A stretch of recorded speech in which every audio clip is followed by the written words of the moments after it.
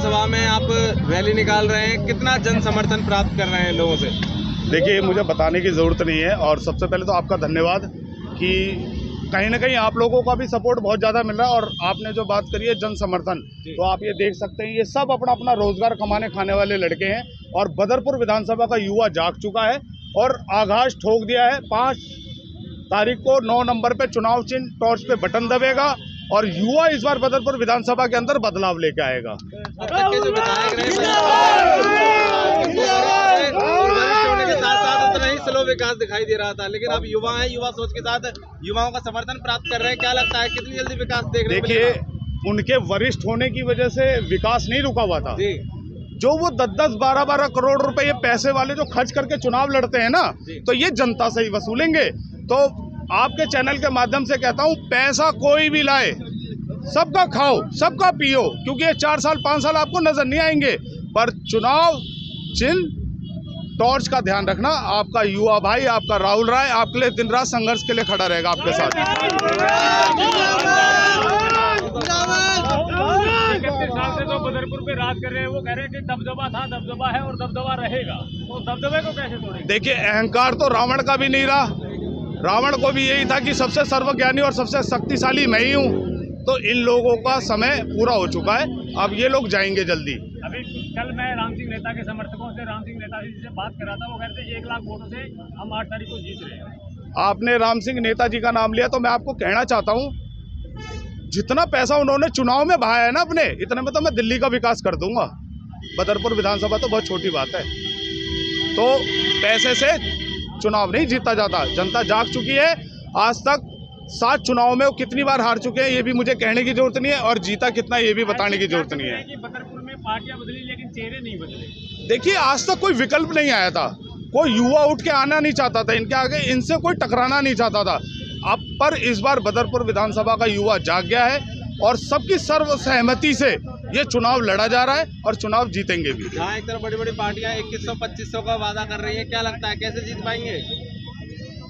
जनता सब कुछ इस कान से सुन रही है, दूसरे कान से निकाल देगी। जवाब इन्हें 5 तारीख को दिया जाएगा। वोट की चोट मारेगी जनता? वोट की चोट पूरी लगेगी इन्हें।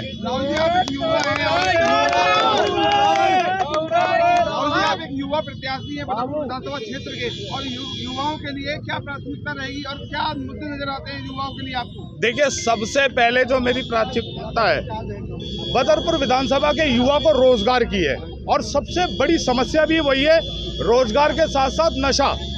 जो हमारा युवा नशे की तरफ जा रहा है, तो बदरपुर विधानसभा में राहुल राय के आने के बाद प्रतिवर्ष 10,000 बच्चों को रोजगार दिलाया जाएगा। और जो नशाखोरी चल रही है, इसको बदरपुर विधानसभा में बंद कराया जाएगा। टक्कर देंगे जो डबल प्रवृत्ति के लोग हैं और उनके पास पैसा, पावर सब कुछ है और वो लगातार मेहनत कर भी रहे हैं और जनताओं की भारी रैली निकाल रहे हैं, उनको कैसे टक्कर देंगे आप? देखिए, पैसे से सब कुछ नहीं होता। आज जो ये आप समर्थन देख रहे हैं ना, ये बिना पैसे वाली है। और जो वो समर्थन ले रहे हैं पैसे वाले, वो भी कोई कंफर्म नहीं है, वो खा के उन्हीं को वोट देंगे या किसी और को देंगे। बदरपुर के 2 ही दिग्गज नेता जो अपनी सत्ता कायम रखे हैं और वो नहीं चाहेंगे कोई तीसरा बार इसमें आए, चुनाव में आए और सत्ता को उलट पलट कर दे। देखिए, 2 दिग्गजों की बात करिए, एक तो रो के वोट मांग रहा है, तो आप समझ सकते हैं कहीं ना कहीं हार रहा है। और दूसरा, जो गरीब किसान का बेटा बताता था अपने आप को नारायण दत्त शर्मा, उससे बड़ा तो भ्रष्टाचारी कोई नहीं है। वो सबसे बड़ा बहरूपिया है। पूरी दिल्ली क्या, पूरे केंद्र के जितने बड़े बड़े नेता हैं, सबको बदरपुर विधानसभा में लेके आने का मतलब क्या है? कहीं ना कहीं वो डर रहा है। युवा बदलाव की राजनीति को देख के वो डर चुका है आज की डेट में। नारायण दत्त शर्मा आपका अंत में क्या कहना चाहेंगे अपने बदरपुर की जनता को, क्योंकि हर बार 5 साल में जनता वही गलती दोहरा रही है लेकिन विकास ठप पड़ा हुआ है? देखिए, बदरपुर विधानसभा की जनता से मैं एक ही अपील करूंगा कि 5 तारीख को चुनाव चिन्ह टॉर्च 9 नंबर पे बटन दबाना, पार्टी को देख के वोट मत देना। आप ये देखिए कि आपके यहाँ बदलाव कौन कर सकता है। बदरपुर विधानसभा में तमाम बड़े बड़े दिग्गज नेता अपनी एंट्री मार रहे हैं और अपनी विधानसभाओं में जनसभाएं कर रहे हैं, तो क्या लगता है कि उनकी विधानसभा में एंट्री पर क्या लगता है कि क्या असर पड़ेगा? बड़े भाई, सबसे पहले तो मैं आपको ये बता दूं, वो 500-500 रुपए में कार्यकर्ता खड़े कर रहे हैं, 5,000, 7,000 या 8,000। हमारा पूरी बदरपुर विधानसभा के अंदर 10,000 सिविल डिफेंस है, वो एक्टिवेट हो चुका है। वो आपके सामने नहीं आएगा, वो घर घर में घुस के बैठा हुआ है और ये आपको 8 तारीख को रिजल्ट पता लग जाएगा देखने पे। अमित शाह ने एक बदरपुर में रैली की है, तो उसका कितना फर्क पड़ेगा? भाई साहब, अगर मैं अपनी बदरपुर विधानसभा के अंदर पूरी दिल्ली की भीड़ इकट्ठी कर लूँ तो उससे कोई फर्क नहीं पड़ता। वो तो देखिए, वो कहते हैं ना जैसे मेले में जोकर को देखने लोग आते हैं, तो वही हाल है।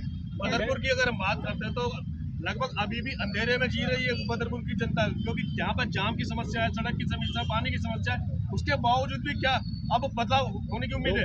अब तक बदरपुर विधानसभा को इन्होंने लूटा है, कोई विकास नहीं करा, बसें बंद हो गई हैं, एक भी सिस्टम नहीं है। यहाँ तक कि मैं ये और बताना चाहता हूँ, जो मैंने अभी तक 4 दिन के अंदर सारा गली गली घूम के मैंने जो पता करा है, साई नगर की स्थिति, जो इन 20 साल से पहले इन्होंने अस्पताल का निर्माण किया था, जिस बदरपुर विधानसभा के अंदर अस्पताल के पत्थर भी लग गए, भाजपा चुनाव अगर जीत गई तो मैं आपको बताना चाहता हूँ वो जमीन भी जल्दी ही बिक जाएगी प्राइवेट पे। अगर आप बदरपुर विधानसभा जीतते हैं और विधायक बन के आते तो सबसे पहले क्या कार्य करेंगे? सबसे पहले बदरपुर विधानसभा के अंदर अस्पताल बनाया जाएगा, जो आज 20 सालों से इन्होंने नहीं दिया। उसके बाद हर वार्ड के अंदर डिस्पेंसरी, और हमारी गरीब बहन बेटियों की जो शादी के लिए हर वार्ड के अंदर एक बारात घर बनेगा, वो भी 3 स्टार, जिसके अंदर सारी सुख सुविधाएं उपलब्ध होंगी। केजरीवाल जी भी तो जगह जगह मोहल्ला क्लिनिक, देखिए केजरीवाल जी कह रहे हैं वो कर नहीं सकते, पर हम करके दिखाएंगे, क्योंकि हम इस विधानसभा के निवासी हैं, हमें वो कष्ट है, इन पैसे वालों को नहीं है। राहुल जी, अंत में जनता जरूर जानना चाहेगी, अगर विधायक आपको चुनती है जनता तो कितने समय में आप विकास कार्य शुरू करेंगे? देखिए, मैंने अपनी गारंटी में भी कह रखा है, अगर मैं 2 साल के अंदर कार्य में हित में अगर सफल नहीं हुआ तो मैं इस्तीफा दे दूंगा।